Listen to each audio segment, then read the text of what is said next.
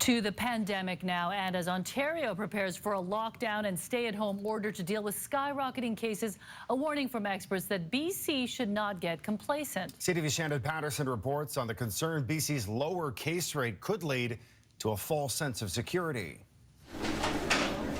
With COVID numbers surging and ICUs projected to be full by early February, the system is on the brink of collapse. Ontario Premier Doug Ford has issued a stay-at-home order for Canada's most populous province. Here in BC, we're good, but we're not that far away from being not good, because Ontario was probably good not that long ago.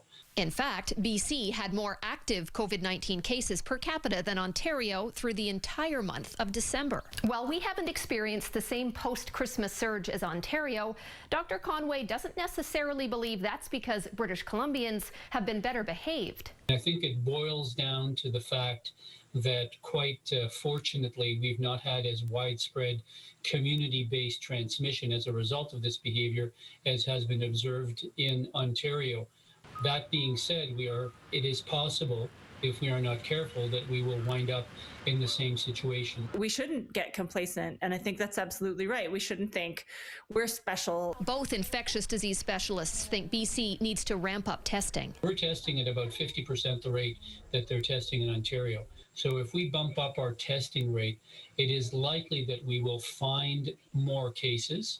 Another concern, the new, more contagious UK variant could be a factor in the Ontario surge. That did cause in the UK a much steeper increase in cases than you would expect based on the measures that are in place. What we are seeing now in Ontario is a steeper increase in cases than you would expect based on the measures that are in place.